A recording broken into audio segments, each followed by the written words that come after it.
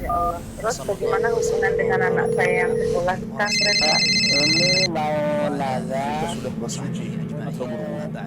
Terima kasih, Kemudian Bapak. bersuci, wudunya batal. Wudunya batal. Bismillahirrahmanirrahim. Assalamualaikum warahmatullahi wabarakatuh. Alhamdulillahi wassalatu wassalamu ala rasulillah wa ala alihi wa sahbihi wa mawalah wa la hawla wa la quwata illa billah. Amma ba'du, ahlan wa sahlan wa marhaban bikum para pemirsa Fatwa TV dan para pendengar dimanapun Anda berada.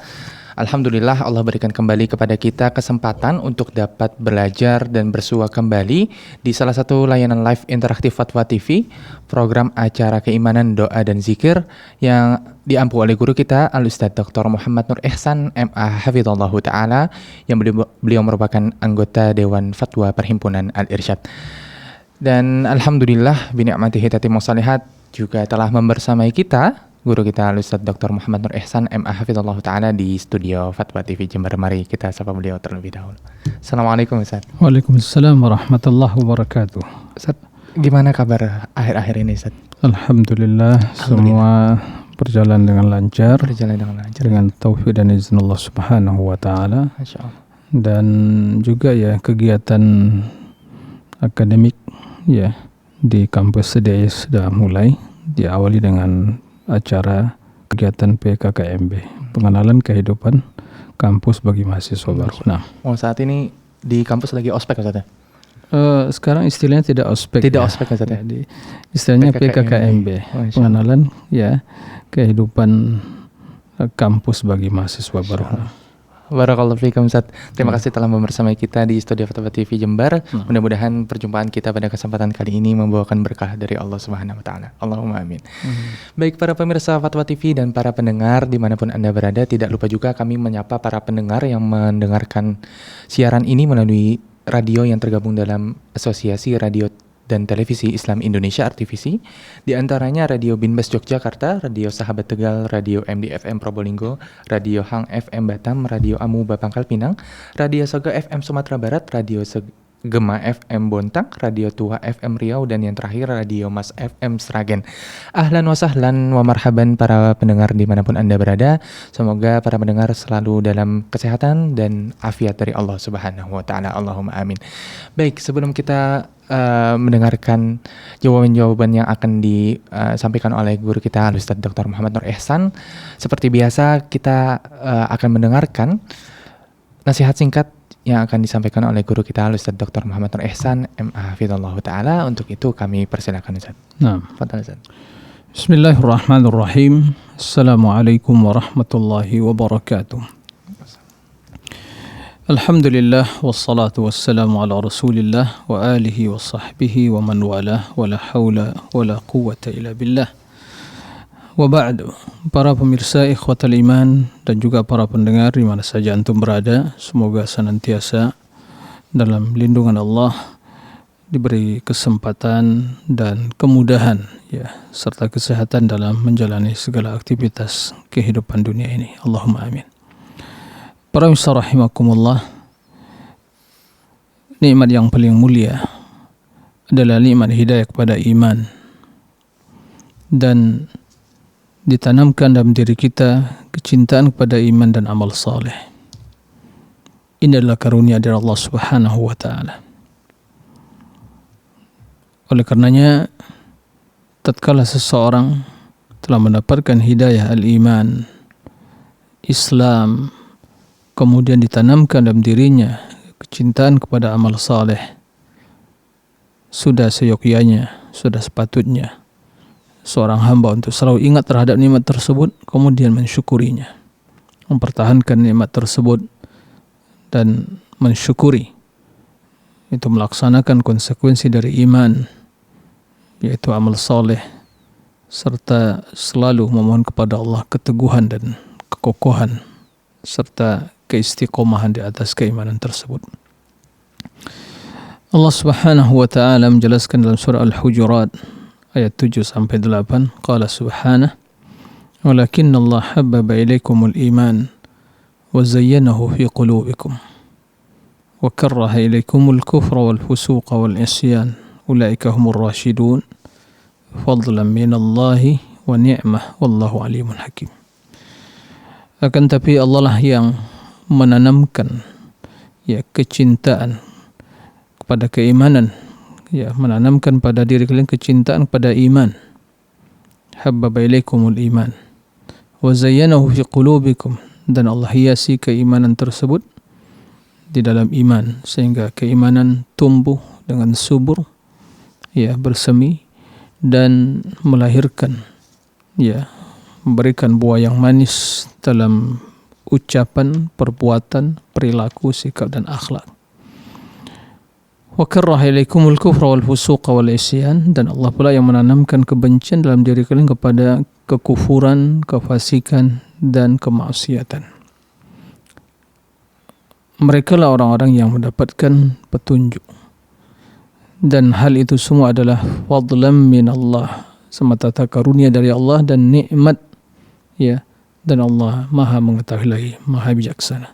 Allah mengetahui siapa yang berhak mendapatkan nikmat iman, dan Allah Maha bijaksana, ya, dalam segala keputusan. Tatkala Allah tanamkan dalam diri kita kebencian kepada kekufuran, kemaksiatan dan dosa, itulah hikmah dari Allah Subhanahu wa taala. Mudah-mudahan keimanan senantiasa bersemi dalam hati dan jiwa kita sehingga melahirkan atau menghasilkan buah yang manis, sehingga kelezatan iman tersebut senantiasa kita rasakan dalam kehidupan ini. Allahumma amin. Demikian, Allahu a'lam. Masya Allah, jazakallah khairan Ustaz, wa barakallahu fikum atas nasihatnya. Semoga dengan nasihat tadi dapat menancap kuat di dalam hati-hati kita dan para pendengar dan pemirsa seluruhnya. Allahumma amin. Baik para pemirsa Fatwa TV dan para pendengar dimanapun Anda berada, kami dalam 1 jam ke depan kami membuka kesempatan bagi siapapun Anda untuk dapat memanfaatkan momentum ini untuk dapat bertanya secara langsung kepada Ustadz Dr. Muhammad Nur Ihsan MA Hafidhullah Ta'ala melalui layanan telepon kami di 0331 544 6087, dan Anda juga dapat menghubungi kami melalui WhatsApp call di 0821 7000 6087. Baik, alhamdulillah Ustadz, tanpa menunggu lama sudah tersambung dengan kita penelpon pertama, Pak Soleh Haji, ya. Assalamualaikum Pak Soleh Haji dari Bengkulu. Assalamualaikum. Waalaikumsalam warahmatullahi wabarakatuh. Masya Allah Pak Soleh. Gimana kabar Bengkulu hari ini Pak Soleh? Ya, alhamdulillah. Suasananya cerah. Cerah ya, alhamdulillah, Masya Allah. Ya, tapi sudah lama tidak hujan. Sudah lama tidak hujan, sama dengan Jember Pak Soleh berarti ya. Oh sama ya. Masya Allah. Silakan Pak Soleh untuk pertanyaannya. Ya, syukron ya. Ustadz izin bertanya. Pertama Ustadz, kalau tidak salah ada hadis yang menyebutkan bahwa zikir itu pahalanya melebihi pahala jihad begitu. Nah, zikir semacam apa yang pahalanya melebihi pahala jihad itu, Ustaz? Baik, terima kasih. Yang kedua, ada hadis juga menyatakan bahwa di saat menjelang kematian, amalan utama disebutkan banyak berzikir begitu. Jadi orang yang banyak berzikir adalah amalan utama saat menjelang kematian. Nah, pertanyaan adalah zikir-zikir yang seperti apa, Ustadz, yang lebih utama menjelang kematian tersebut berdasarkan hadis tersebut. Syukron, jazakumullah khairan, barakallahu fikum. Wassalamualaikum warahmatullahi wabarakatuh. Waalaikumsalam warahmatullahi wabarakatuh. Ya. Terima kasih kepada Pak Soleh Haji ya di Bengkulu, barakallahu fiik atas pertanyaan. Ada 2 pertanyaan. Yang pertama tentang ya hadis apakah ya tentang zikir ya melebihi pahala jihad ya. Naam, di dalam hadis dijelaskan oleh Rasulullah sallallahu alaihi wasallam yang redaksinya kurang lebih ya sebagai berikut: ala unabbiukum bi khairi a'malikum wa afdaluha inda malikikum wa arfa'uha dirajatikum wa khairun lakum min infaqi adh-dhahabi wal wariq wa khairun lakum min an talqaw aduwakum fatadribuna a'naqahum wa yadribuna a'naqakum. Qalu bala, qala dzikrullah. Hadis sahih. Kata Nabi SAW, maukah aku kabarkan kepada kalian amalan kalian yang paling utama di sisi Allah dan yang akan mengangkat ya derajat kalian di sisi Allah Subhanahu wa taala. Dan juga yang lebih baik dari kalian menginfakkan harta berupa emas dan perak. Ya. Begitu juga lebih baik dari kalian bertemu ya dengan musuh di medan perang. Kemudian kalian memenggal leher musuh tersebut atau musuh memenggal leher kalian. Artinya kalian mati syahid. Maka apa kata para sahabat? Bala. Ya. Kami ingin mengetahui amalan tersebut. Qala dzikrullah, yaitu zikir kepada Allah Subhanahu wa taala. Amalan yang ringan, ya. Amalan yang tidak butuh energi dan juga duit yang banyak atau bahkan biaya. Cukup hanya ya menggerakkan lisan, membiasakan lisan untuk senantiasa berzikir kepada Allah Subhanahu wa taala. Apapun bentuk zikirnya, selama itu zikirnya sahih dari Rasulullah SAW, terutama zikir-zikir yang memiliki keutamaan yang spesial seperti 4 kalimat yang dicintai oleh Allah, subhanallah, alhamdulillah, wa la ilaha illallah, Allahu akbar. 2 kalimat yang dicintai oleh Allah, berat dalam timbangan, ringan diucapkan, subhanallah bihamdi subhanazim. Ya, afdalul dzikir, afdalul kalam, afdalul hasanat, la ilaha illallah, la ilallah wahdahu la syarika la, lahul mulku wa ala kulli syai'in qadir, bal istighfar. Ya. Jadi itu mencakup semua zikir yang diajarkan Rasul sallallahu alaihi wasallam, dan tentu yang juga yang paling utama adalah membaca Al-Qur'an. Al-Qur'an kalamullah, maka membaca Al-Qur'an adalah zikir yang paling utama. Kemudian ya menjelang kematian, apakah ya amalan yang harus memperbanyak zikir kepada Allah kepada Allah Subhanahu wa taala? Naam, terutama kalimat tauhid. Karena menjelang kematian di waktu mendekati sakaratul maut, manusia tidak lagi memiliki daya dan upaya. Ya, dia hanya pasrah kepada Allah. Maka tidak lagi bisa beramal, tidak lagi bisa berbuat, tidak lagi bisa berdiri. Ya, apa yang ingin dia lakukan? Ya, tapi lisannya masih bisa bergerak. Maka tentu yang paling utama, ya sebelum sakaratul maut, sebelum kematian adalah memperbanyak zikrullah. Mudah-mudahan dengan demikian akhir dari ucapan seseorang, ya adalah kalimatut tauhid. Ya, pujian, sanjungan kepada Allah, kalimatut tauhid, sebagaimana kata Nabi alaihi salatu wassalam, man kana akhiru kalamihi minad dunya la ilaha illallah dakhala jannah. Orang yang akhir dari ucapannya di dunia ini adalah la ilaha illallah, maka dia masuk surga. Nah, jadi begitu juga istighfar. Kita banyak dosa. Jadi itu menjelaskan bahwa ya amalan zikir sebelum kematian adalah amalan yang ringan untuk diucapkan. Sehingga Nabi mengatakan laqinu mautakum la ilaha illallah. La ilaha illallah adalah zikir yang paling utama. Maka Rasul memerintahkan kita untuk mengajarkan, untuk membisikkan ya memperdengarkan kepada yang dalam kondisi sakarat atau sebelum sakarat, di ujung penghujung hayatnya, untuk banyak membaca la ilaha illallah atau zikir secara umum pada Allah Subhanahu wa taala. Nah, wallahu a'lam. Insyaallah. Jazakallah khairan Ustaz wa barakallahu fikum atas jawabannya. Semoga dapat dipahami oleh saudara kita Pak Soleh Haji dari Bengkulu tadi. Baik, alhamdulillah telah tersambung dengan penelpon kedua kita, Ummu Fitri dari Cilacap. Assalamualaikum Ummu Fitri. Waalaikumsalam warahmatullahi wabarakatuh. Baik Ummu Fitri, kami persilakan untuk pertanyaannya. Maaf Ustadz, saya ingin menanyakan, di saat saya akan mengerjakan wudhu untuk atau berwudhu untuk mengerjakan sholat, begitu saya akan membaca doa sebelum masuk ke kamar mandi, hati saya selalu selalu gelisah, berdebar-debar, dan padahal mulut saya sudah mengucapkan Bismillah Allahumma inni a'udzubika minal khubuthi wal khaba'ith. Itu tidak cukup sekali, 2 kali atau 3 kali. Semakin saya meyakinkan hati saya, semakin saya berusaha untuk khusyuk, itu hati saya selalu semakin berdebar-debar dan sampai dada saya merasakan sakit. Begitu juga di saat saya akan sholat, Ustadz. Ini saya harus bagaimana? Baik. Apakah Ibu secara medis kesehatan ada kelainan, mungkin jantung atau mungkin ada suatu yang aneh ya? Atau biasa saja secara kesehatan fisik, biasa-biasa saja atau gimana Ibu? Saya sudah berusaha cek ke puskesmas, masalah tensi sudah normal, gula darah normal, jantung semuanya normal. Tapi begitu mendekati waktu sholat, misalkan 10 menit dan itu hati saya selalu berdebar-debar, ada rasa was-was, takut, gelisah kayak gitu, Ustaz. Apa yang Ibu rasakan? Takut apa yang Ibu rasakan? Takut terhadap apa?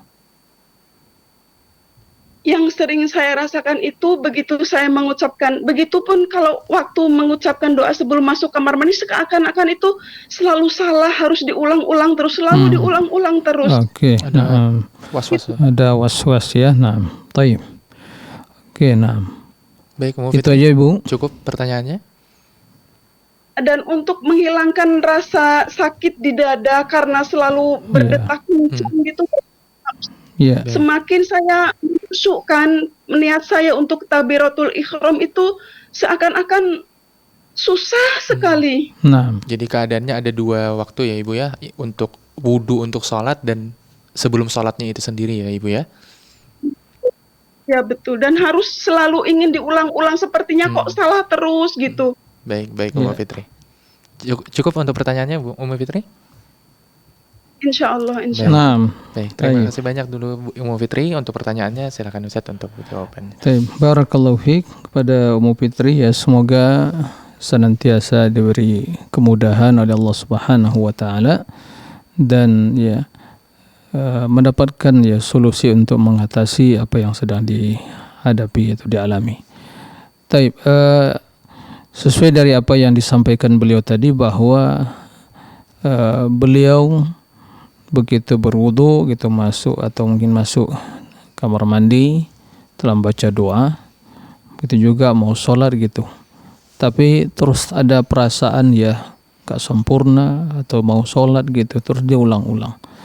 Nah ini sepertinya adalah dalam secara fisik tidak ada masalah ya kesehatan, tapi yang bermasalah adalah mungkin persepsi atau perasaan ya atau was-was tadi. Dan was-was itu penyakit yang muncul dari ya syaitan yang alladzi yuwaswisu fi sudurin nas. Itu syaitan, kerjanya syaitan ya. Maka kita berlindung pada Allah Subhanahu wa taala dari godaan syaitan yang terkutuk. Ya, qul a'udzu birabbin nas, malikin nas, ilahin nas, min syarril waswasil khannas. Dia waswasil khannas. Apa itu khanaya syaitan? Apabila kita membaca zikir dia pergi ya, bahkan menjadi yang hina dan kerdil sekali. Begitu kita lupa dia bangkit lagi, datang lagi. Jadi itu was-was, dan was-was itu penyakit ya secara kejiwaan ya, penyakit yang disebabkan oleh ya kita meladeni ya bisikan syaitan tadi. Dia akan selalu menanamkan dalam diri kita keraguan, kebimbangan, ini belum sempurna, bahkan mungkin udah ingin berwudu itu udah mungkin satu ember udah habis, atau mungkin keran dibuka sebesar-besarnya, mungkin kalau dikumpulkan ya air itu mungkin dah satu bak gitu ya, tapi juga merasa belum suci. Ini was-was. Begitu juga sholat, sehingga perasaan ya harus sama takbirnya Allahu Akbar gitu ya, sampai saya melihat juga ada yang sholat seperti itu. Ini was-was ya. Oleh karena itu was-was itu bagaimana kita menghilangkan dari diri kita? Pertama ya, jangan diladeni. Jadi jangan diberi peluang, diputus ketika begitu ada ya bisikan was-was syaitan tadi, diputus seketika. Jangan diladeni. Udah yakin bahwa ini adalah sholat, saya udah berwudu yang benar, ya, udah bersuci yang benar, berwudu yang benar, dan sholat takbir. Kemudian ya begitu ingin sholat tadi, tidak perlu lagi mikir-mikir ya harus sama ucapan takbirnya dengan angkat tangannya harus sama gitu ya. Apa yang mungkin diyakini di hati dengan diucap lisan, udah. Makanya Rasulullah SAW begitu sholat menghadap kiblat langsung Allahu Akbar. Ya enggak ada lagi usalli sebelumnya gitu ya. Nah, jadi intinya berlindung kepada Allah dari godaan syaitan yang terkutuk, waswas dari syaitan tadi. Kemudian diputus ya koneksinya, jangan diladeni seperti itu. Kemudian ya dengan memperbanyak berlindung pada Allah Subhanahu wa taala. Jadi itu waswas. Jangan ibu lanjutkan dan yakin bahwa apa yang telah ibu kerjakan sah, benar. Wudunya telah sempurna. Kemudian ya salatnya sudah tepat, ya mengikuti sunnah Rasul. Jangan ada lagi di hati keraguan, ya apa salat saya sah enggak atau kurang tepat ya, atau diulang-ulang lagi, enggak. Udah, salat sempurnakan rukunnya, wajib-wajibnya dan dilengkapi dengan sunnah-sunnahnya, udah. Kemudian salat. Nah, adapun bila seorang waktu salat dia menangis, hatinya rasa berdebar-debar begitu ya, takut, ingat kepada azab Allah, kepada neraka dan juga kekurangan yang dilakukan, dosa, tidak ada masalah. Ya hal seperti itu. Mudah-mudahan sebab itu menambah kekhusyukan. Tapi berbeda tentunya kondisi dengan yang pertama tadi, dengan kondisi seorang menangis karena takut pada azab Allah. Ingat pada keagungan Allah, menghadirkan kebesaran alam dirinya, kemudian mengakui tentang kesalahan dirinya, maka itu adalah hal yang positif yang insya Allah akan menghadirkan kekhusyukan tadi.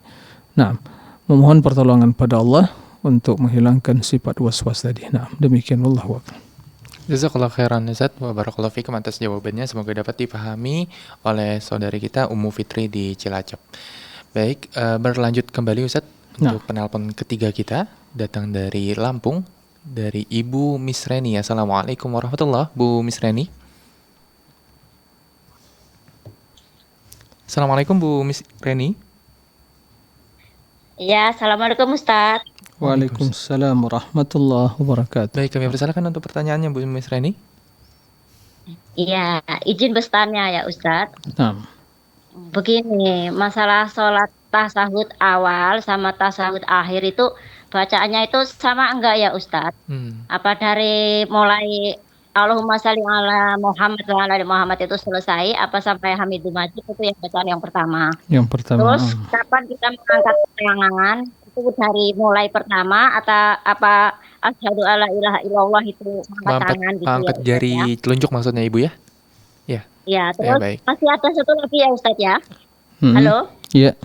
Ini saya itu kan sering lupa itu ya, kalau duduk di antara dua sujud itu kan aturan itu membaca Allahumma firli warhamni itu. Saya lupa. Jadi dari subhana rabbiyal a'la itu langsung duduk, langsung atahiyat itu ya Ustaz. Jadi kelupaan gitu. Nah, itu salat itu sah apa enggak ya Ustaz? Kelewat sujudnya maksudnya Ibu ya? Sujudnya cuma satu atau gimana? Sujudnya itu, iya. Bacaannya atau apanya? Yang lupa aturan baca sujud dulu. Allahumma firli warhamni, Allahumma firli itu duduk dulu. Itu lupa Ustaz, dari sujud itu langsung duduk, langsung atahiyat gitu. Berarti terlewat juga untuk sujud keduanya ya Bu ya? Ya. Kapan ingatnya udah masih dalam sholat atau udah selesai sholat? Iya Mas, udah atahiyat itu lupa Ustaz. Oke. Itu harus diulang apa sah apa enggak ya Ustaz? Ya, itu aja. Baik, Bu. Mohon tausiahnya Ustaz. Barakallahu fiik. Assalamualaikum warahmatullahi wabarakatuh. Waalaikumsalam warahmatullahi wabarakatuh. Kami persilakan Ustaz untuk terima kasih kepada Ibu Miss Reni ya di Lampung. Barakallahu fiik. Tentang masalah tadi tasyahud ya, tasyahud awal dan tasyahud akhir ya. Ya, tasyahud awal itu sampai ya ucapan asyhadu anna Muhammadan abduhu wa rasuluh. At-tahiyatu lillah wassalawatu wattayyibat. Assalamu alayka ayuhan nabiy wa rahmatullahi wa barakatuh. Assalamu alayna wa ala ibadillahi salihin. Asyhadu an la ilaha illallah wa asyhadu anna Muhammadan abduhu wa rasuluh. Ini tahiyat yang pertama, tasyahud yang pertama.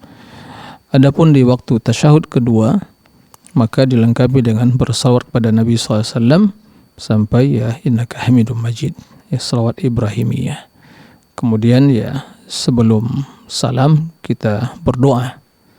Ya berdoa, ya diantaranya berlindung dari 4 perkara. Allahumma inni a'udzubika min adzabi jahannam, min adzabil qabr, min fitnatil mahya wal mamat, wa min syarri fitnatil masih ad-dajjal.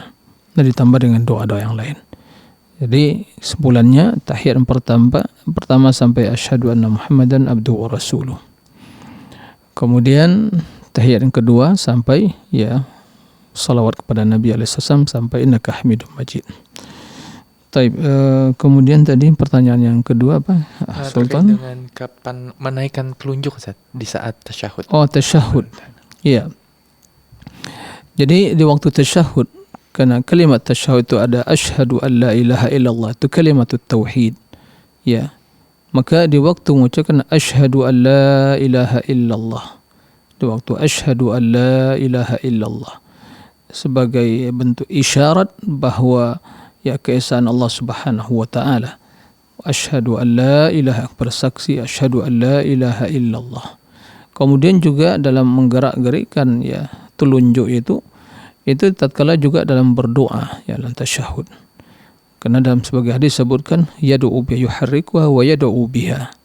Nah, tapi jika tidak digerakkan ya sah solatnya. Tapi di waktu kita mengucapkan asyhadu an la ilaha illallah, maka ini ya di antara sunnah kita memberikan isyarat dengan telunjuk kita. Nah.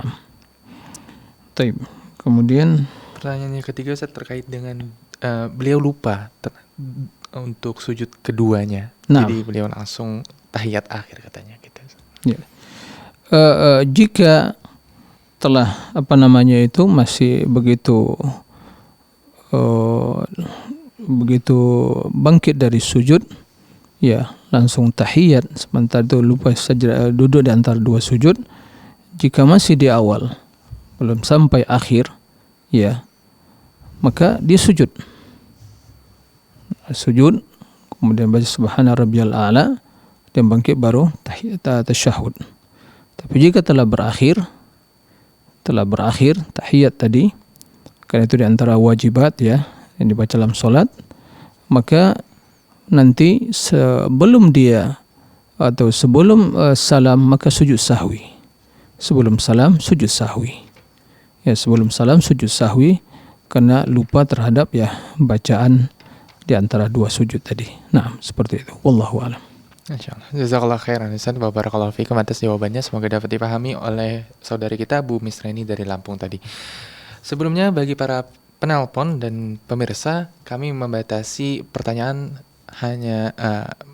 hanya 1 penelpon untuk 1 pertanyaan agar kita dapat berbagi faedah juga bagi penelpon-penelpon yang lain.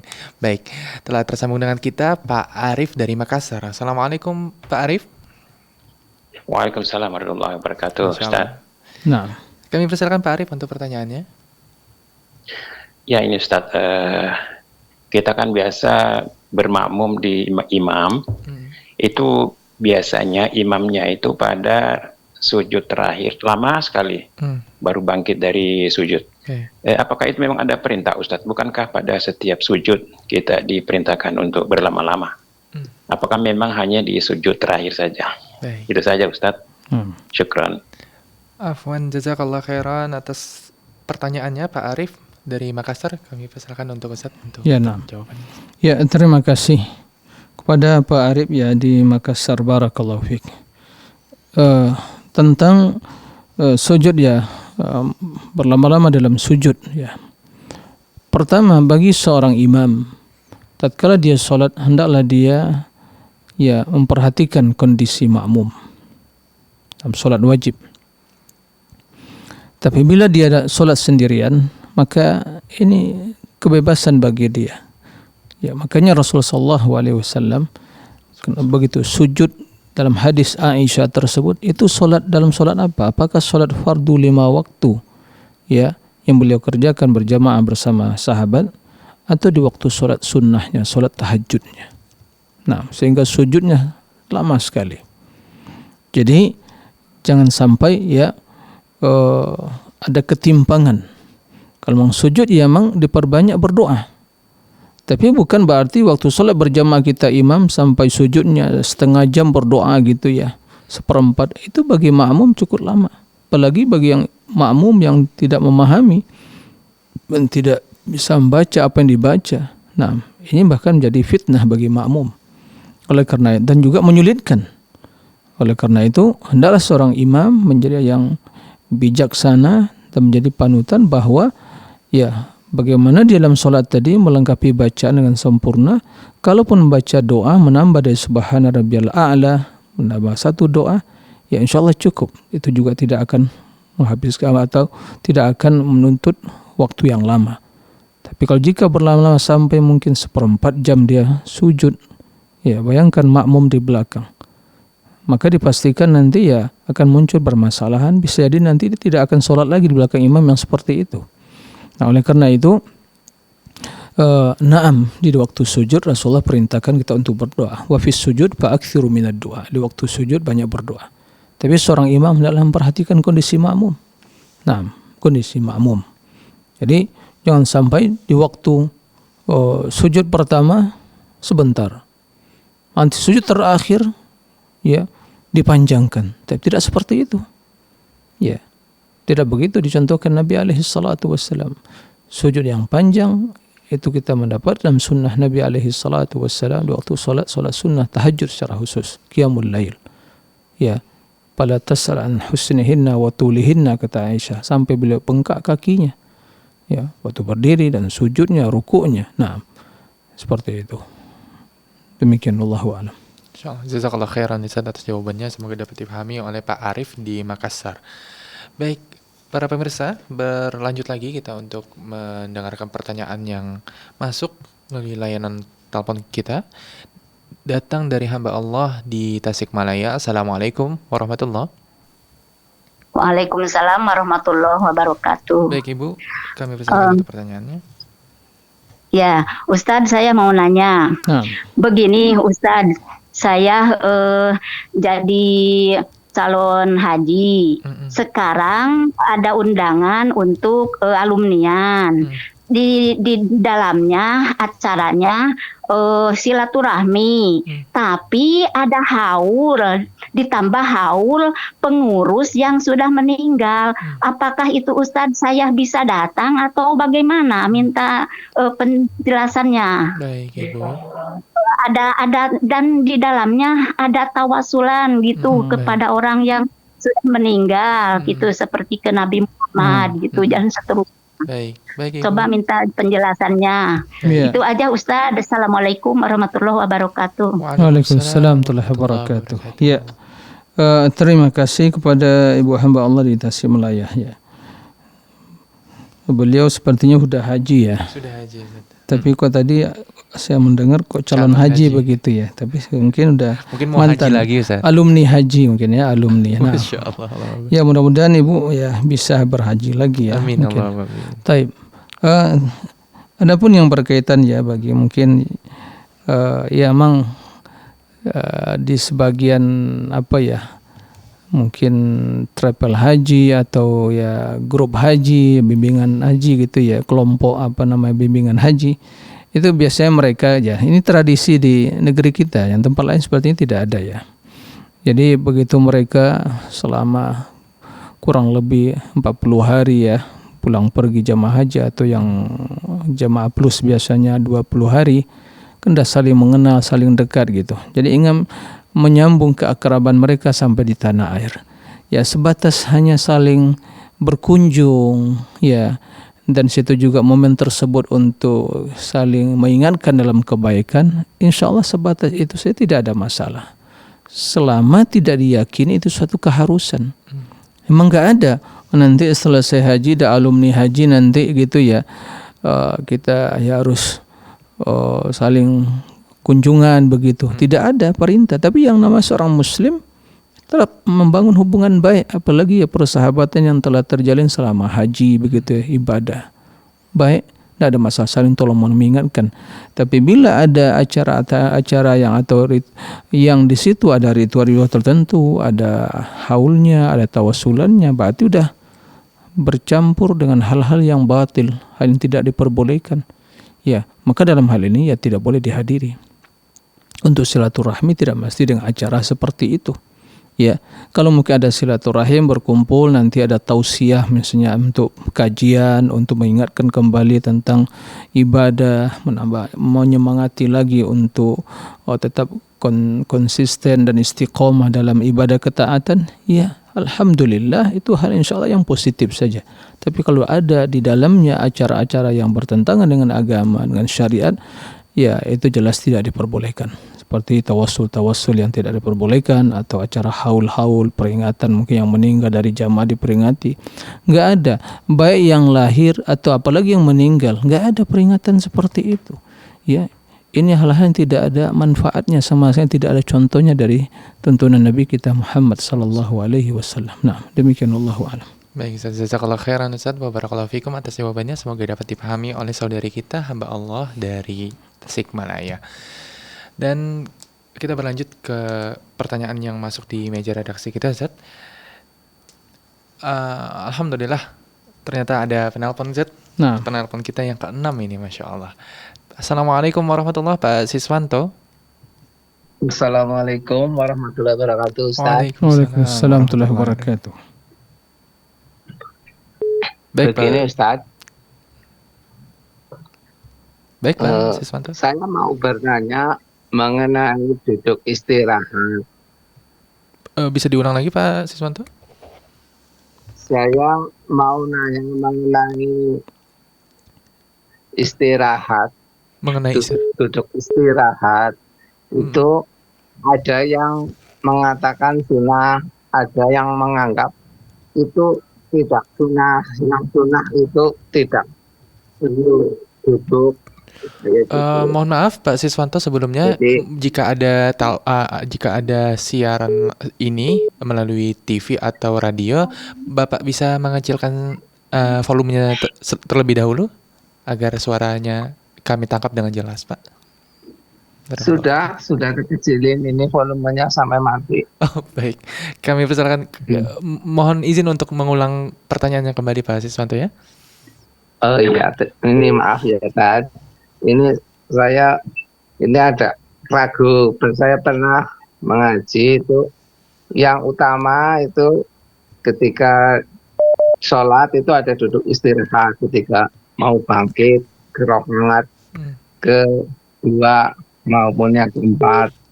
Tapi saya pernah dengar lagi itu ada syekh yang mengatakan yang utama itu berdiri langsung, nggak usah istirahat, duduk istirahat. Jadi saya agak bimbang ini yang paling kuat itu yang mana gitu. Mungkin itu saja Ustaz. Ditangkap saja. Iya, nah. Baik Pak Siswanto, cukup pertanyaannya? Ya. Terima kasih ya kepada Pak Siswanto ya di Banyumas tentang masalah duduk istirahat ya. Di waktu sholat, waktu bangkit dari sujud gitu ya. Dalam hal ini memang tidak terlepas dari pembahasan permasalahan fiqhiyah yang diperselisihkan oleh para ulama khilafiyah. Ada yang mengharuskan harus duduk dulu istirahat kemudian bangkit, ada yang akan bangkit ya. Oleh karena itu dalam hal ini ya permasalahannya ya ada permasalahan yang bisa ditoleran. Ya, bisa ditolerir begitu. Artinya kalau ada jamaah ya yang duduk istirahat, apalagi mungkin yang tua begitu ya, yang kondisi ya dimaklumi, jika ada yang langsung bangkit tidak ada masalah. Jadi sholatnya sah, itu hanya permasalahan yang bukan merupakan wajibnya sholat ya. Jadi hal yang bila itu tidak dilakukan ya sholatnya sah. Nah, kalaupun itu dilakukan ya sholatnya sah. Jadi permasalahan tidak terlepas dari masalah khilafiyah di kalangan para ulama, apakah itu harus istirahat dulu kemudian bangkit atau bangkit langsung. Jadi ini permasalahan ya tidak terlampau prinsip dalam artian bisa ditolerir ya nih, seperti itu. Nah, demikian wallahu a'lam. Berarti hal ini tidak terkait dengan hal sah atau tidak sahnya sholat. Iya, nah bukan tergantung dengan sah atau tidak sahnya sholat. Jadi tidak perlu diragukan kalau ya, apalagi kondisi soal misalnya orang yang mungkin udah lanjut usia gitu ya, itu biasanya untuk bangkit langsung itu sulit. Ya. Maka dalam hal seperti ini pendapat ulama yang istirahat ini sangat ya tepat sekali bagi ya dalam kondisi kesehatan orang seperti itu. Tapi sebagian mungkin masih fisiknya apa ya, dan sehat prima begitu, dia bangkit langsung dari sujud itu ya tidak ada masalah begitu. Nah seperti itu. Nah, Allahumma barik. Semoga dapat dipahami oleh penelpon kita sebelumnya tadi, Pak Siswanto dari Banyumas. Baik, berlanjut ke penelpon kita ke-7, Masya Allah. Pada kesempatan ini penelpon kita datang dari Banjarmasin, ini kota kelahiran Anda, Ustaz. Masya Allah. Assalamualaikum Bu Latifah. Ini sepertinya Ustaz Sultan yang harus menjawab. Belum, Ustaz. Assalamualaikum Bu Latifah. Assalamualaikum Ustaz. Waalaikumsalam. Oh Bapak. Baik Pak, kami persilakan untuk pertanyaannya. Ini saya dari Aceh nih Ustaz. Nah, dari Aceh atau Banjarmasin ini? Bapak, halo. Saya putuskan nih Pak. Ustaz, mohon izin saya bertanya. Baik, kami persilakan Ibrahim dari Aceh. Pak Ibrahim. Pak Ibrahim. Pak Ibrahim. Silakan Pak Ibrahim. Saya mau bertanya, ya, izin Ustaz. Saya mau bertanya, apa boleh saya mengikuti imam yang saya pahami bahwa dia berakidah Asy'ariyah? Baik. Sudah cukup Pak Ibrahim? Itu ya Ustaz. Baik. Iya. Allah, itu aja. Jazakallahu khairan Pak Ibrahim, terima kasih atas pertanyaannya. Kami persilakan untuk Ustaz. Terima kasih kepada Pak Ibrahim di Aceh, barakallahu fiik. Pertanyaannya, bolehkah saya mengikuti imam yang akidahnya Asy'ari? Ya. Pertama yang perlu dipahami, ada satu kaidah jelaskan oleh para ulama, bahwa bila solat imam itu sah, maka boleh kita bermakmum di belakangnya. Nah, boleh kita bermakmum di belakangnya. Dan akidah yang tadi menyimpan dari akidah ahli sunnah yang tidak sampai kepada batas kekufuran, ya.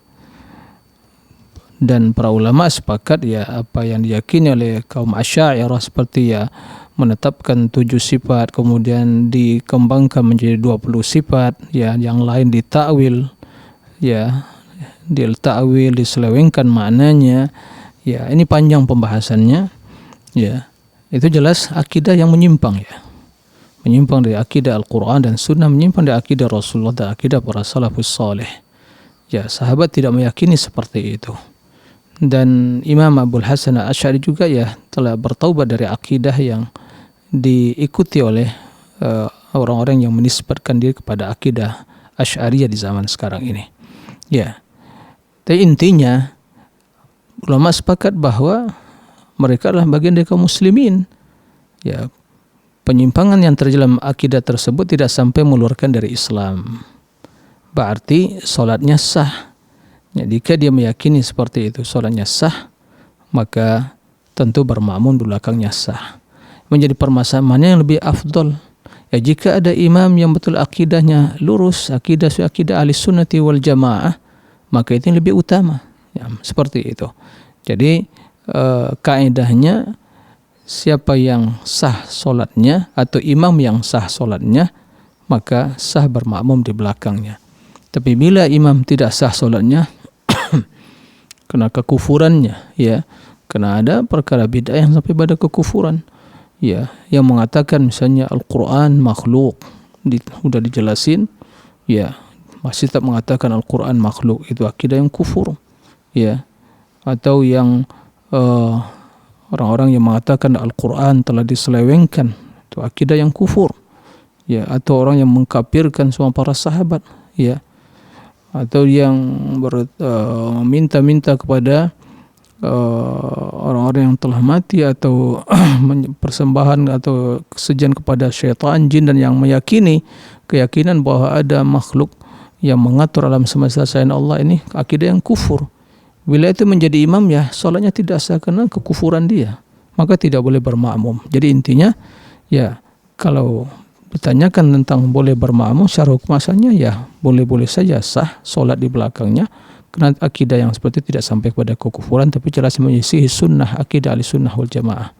Tapi yang lebih utama tentu mencari imam yang berakidah yang benar, dan tentu juga ya sholatnya yang sesuai dengan sunnah Nabi alaihi salatu wassalam. Nah, demikian wallahu alam. Insyaallah. Jazakallah khairan Ustaz atas jawabannya, semoga dapat dipahami oleh saudara kita Pak Ibrahim dari Aceh tadi. Baik, dari Aceh kita berlanjut ke Banjarmasin. Ini penelpon kita yang qadarullah tadi terputus ya. Bu Latifah dari Banjar, Jawa Barat, bukan Banjarmasin ternyata Ustaz. Masya Allah. Assalamualaikum Bu Latifah. Assalamualaikum Ustaz. Waalaikumsalam warahmatullahi wabarakatuh. Kami persilakan Bu Latifah. Iya, mau nanya Ustaz. Baik, Bapak. Iya, mau nanya Ustaz. Ini kan begitu terdengar adzan langsung sholat ya. Tidak mendengarkan azan dulu. Bagaimana itu? Mohon penjelasannya Ustaz. Iya. Terima kasih Bu Latifah untuk pertanyaannya. Kami persilakan kepada Ustaz untuk jawaban. Ya, terima kasih.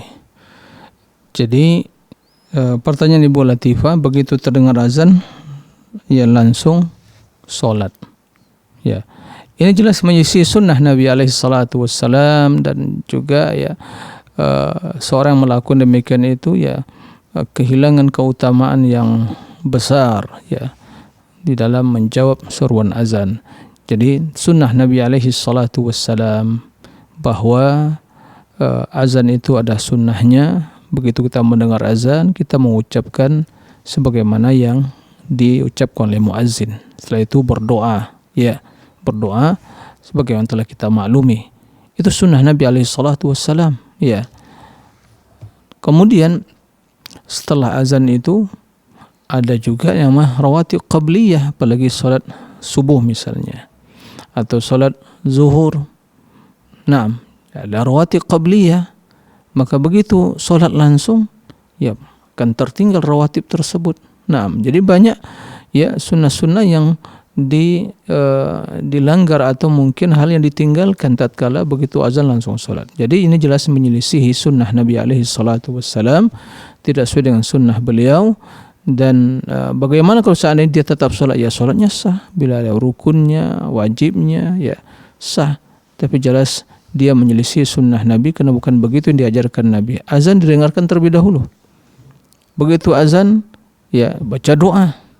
Ya, setelah itu jika ada rawatib ya salat dulu. Nah, salat rawatib qabliyah. Nah, jadi intinya menyelisih sunnah, dan tentunya menyelisih sunnah itu hal yang sangat berbahaya, ya. Karena Nabi mengancam bahwa telah meninggalkan kita di atas jalan yang lurus, barang siapa yang menyimpang dari ajaran beliau maka dia akan celaka dan binasa. Nah, demikian wallahu a'lam. Masyaallah. Jazakallah khairan Ustaz atas jawabannya, semoga dapat dipahami oleh Ibu Latifah dari Banjar, Jawa Barat. Baik, berlanjut ke Aceh kembali Ustaz. Aceh Tengah ini dari Pak Muhammad bertanya kepada Ustaz Muhammad. Masyaallah. Nah. Baik Pak Muhammad untuk pertanyaannya. Kami persilakan. Ya, Assalamualaikum. Waalaikumsalam warahmatullahi wabarakatuh. Ini Ustaz, tentang mau nanya tentang masalah menuntut ilmu ini. Baik. Ya.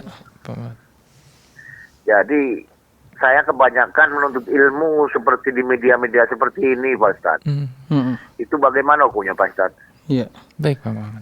Masya Allah. Jazakallah khairan Pak Muhammad. Terima kasih Pak Ustaz. Hanya itu saja. Terima kasih sebelumnya Pak Ustaz. Baik. Iya, nah. Sama-sama Pak Muhammad.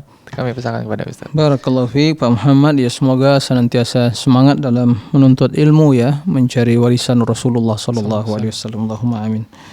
Ya. Tidak diragukan bahwa bila di tempat kita dan kondisi kita memungkinkan untuk menghadiri majelis secara offline gitu ya, langsung ya, bertatap muka dengan guru atau ustadz, karena banyak hal yang dilihat dari tutur katanya, dari akhlak dan perilakunya, kemudian tawadhu dan juga ya akhlaknya, ya itu bisa dilihat dari tatkala kita bertatap muka langsung, ya itu sangat penting sekali menghadiri majelis ilmu, besar sekali keutamaannya. Tapi dalam sebagian kondisi dan keadaan atau juga sebagian orang ya kondisinya tidak memungkinkan dia bisa hadir.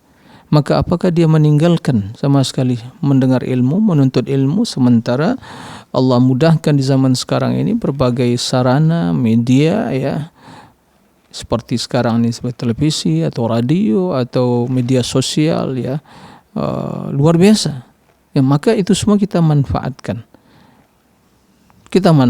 tapi tidak mencukupkan itu saja ya. Bila ada kesempatan menghadiri, tujuan untuk mendengarkan hadis majelis ilmu yang mendapatkan naungan para malaikat ya, naungan para malaikat, turun rahmat ya, dinaungi oleh rahmat Allah, turun ke ketentraman batin, ketenangan jiwa, seperti itu.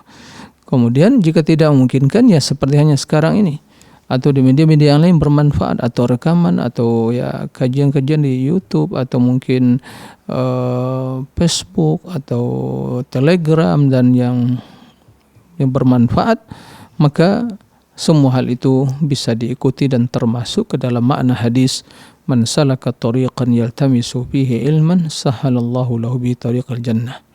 Para siapa menempuh satu jalan, dia mencari ilmu pada jalan tersebut, ya, maka Allah akan mudahkan jalan baginya menuju surga. Dalam sebuah ayat atau ungkapan para ulama, ma la yudraku kullu wa la yutraku jullu. Apa yang tidak bisa kita dapatkan secara sempurna, maka jangan ditinggalkan seluruhnya, begitu. Nah, demikian. Wallahu a'lam. Masya Allah, jazakallah khairan Ustaz. Catatan kita ma la yudraku kullu la yutraku jullu, Ustaz, ya? Nah, seperti itu. Atau sebaliknya, ma la yudraku jullu wa la yutraku kullu, ya. Sama Ustaz, ya. Sama maknanya, tapi tidak tahu ungkapan yang lebih tepat sepertinya apakah Ustaz Sultan atau yang Anda sampaikan tadi. Allahumma barik Ustaz. Allahumma barik, Masya Allah. Semoga dapat dipahami oleh penelpon kita tadi, Pak Muhammad dari Aceh Tengah. Baik, berlanjut ke penelpon kita yang ke-10, Masya Allah. Ini Pak Syarafuddin dari Lampung. Assalamualaikum warahmatullahi wabarakatuh. Syafruddin. Waalaikumsalam warahmatullahi wabarakatuh. Nah, baik Pak, ini yang benar Pak Syafarudin atau Pak Syafruddin, Pak? Mohon maaf. Sesuai tertulis Pak Syafarudin. Taib, Syafarudin. Jadi kalau kita keluar dari khilaf, Ustaz. Taib, silakan Pak Syafarudin. Silakan Pak Syarafuddin. Terima kasih. Assalamualaikum Ustaz. Waalaikumsalam warahmatullahi wabarakatuh. Nah, izin bertanya. Nah, sehubungan dengan pelaksanaan waktu kita itu ikut berjamaah waktu sholat Jumat. Nah, pada waktu khotib sudah di mimbar itu, biasanya itu kan ada kotak yang berjalan-jalan tuh. Nah, kotak apakah amal, ya, kira-kira kotak amal, kotak amal, apakah kira-kira kotak itu yang berjalan itu tidak menggugurkan pahala kita waktu sholat Jumat itu? Saya khawatir saja. Jadi minta pencerahannya begitu, Ustaz. Ya, baik Pak Syafruddin. Terima kasih Ustaz. Assalamualaikum warahmatullahi wabarakatuh. Waalaikumsalam warahmatullahi wabarakatuh. Ya, terima kasih Pak Syafarudin ya dari Lampung. Jadi sebagian tradisi di masyarakat kita dalam sholat Jumat itu, kota impak itu berjalan di waktu khatib sedang berkhutbah gitu ya. Nah, gimana sesungguhnya? Ya, amalan seperti itu apakah tidak mengurangi pahala dari Jumat kita? Pertama perlu kita memahami Nabi SAW ya melarang kita melakukan atau sesuatu yang menghilangkan konsentrasi kita dalam mendengar khutbah. Ya, barang siapa ya lagha, kan begitu. Bahkan sebagian di masjid ya dibacakan hadis wa man lagha fala jum'ata lahu, kan ansitu, kan begitu. Kendati tidak ada juga sunnah seperti itu ya. Harus dibaca dulu. Naam ma'asyiral muslimin, naam idza sa'idal mimbar yaqtu fala yatakallam ahadukum wa man takallama falagha wa man lagha fala jum'ata lah. Ya, memang tidak ada juga tuntunan seperti itu. Tapi yang jelas dilarang kita melakukan sesuatu gerak yang tidak dibutuhkan ya. Nah, wallahu alam, dalam hal ini saya melihat itu termasuk hal yang menyibukkan ya. Jika menggerakkan mungkin kerikil gitu termasuk lagha ya, maka apalagi menggerakkan yaitu kota impak tadi. Maka jika ingin dilakukan hal itu, maka sebaiknya disiapkan saja kotak infak di setiap sudut di masjid atau di pintu ya gerbang sol masuk, atau begitu ya selesai khutbah atau selesai solat, maka itu dijalankan kotak infak tadi seperti itu, agar ya lebih selamat dari terjerumus pada sikap atau terjatuh pada sikap yang lagha tadi. Nah, demikian wallahu a'lam. Insyaallah, jazakallah khairan Ustaz wa barakallahu fikum atas jawabannya, semoga dapat dipahami oleh saudara kita Pak Syarafuddin dari Lampung tadi. Baik Ustaz, pertanyaan dari Pak Syarafuddin tadi sekaligus menutup perjumpaan kita pada kesempatan kali ini. Semoga para pemirsa dan para pendengar yang ingin menelpon dan belum sempat kami bacakan pertanyaannya dapat dibacakan, bahkan bisa menelpon di lain kesempatan. Allahumma amin. Baik, sekali lagi Ustaz, kami aturkan jazakumullah khairan Ustaz kepada Ustaz telah berkenan memberikan ilmu kepada kami. Semoga Ustaz dan keluarga selalu dalam limpahan rahmatnya. Allahumma amin. Allahumma amin. Baik Ustaz, para pemirsa Fatwa TV dan para pendengar dimanapun Anda berada, saksikan terus program live interaktif Fatwa TV dari hari Senin sampai dengan hari Jumat pada jadwal yang telah ditetapkan. Dan Anda bisa mengakses untuk mengetahui segala informasi terkait dengan Fatwa TV dan juga Dewan Fatwa Perhimpunan Al-Irsyad. Anda dapat mengakses website kami di www.dewanfatwa.com atau fatwatv.id. Dan kami juga mengajak Anda untuk berkontribusi langsung dalam dakwah Islam melalui rekening aktif yang bisa Anda saksikan di layar kaca Anda sekarang. Baiklah pemirsa Fatwa TV dan para pendengar dimanapun Anda berada, kami ucapkan jazakumullah khairan atas kebersamaan kita pada 1 jam ini. Semoga Allah memberikan kepada kita taufik untuk dapat mengamalkan ilmu-ilmu yang telah kita dapatkan pada kesempatan kali ini. Kami segenap kru yang bertugas pamit undur diri. Kita tutup perjumpaan kita pada kesempatan kali ini dengan doa kafaratul majlis. Subhanakallahumma wa bihamdika asyhadu an la ilaha illa anta astaghfiruka wa atubu ilaik. Assalamualaikum warahmatullahi wabarakatuh.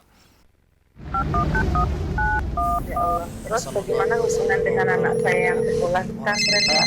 Ini mau nanya. Sudah bersuci atau berwudu, kemudian bersama dengan suami, wudunya batal.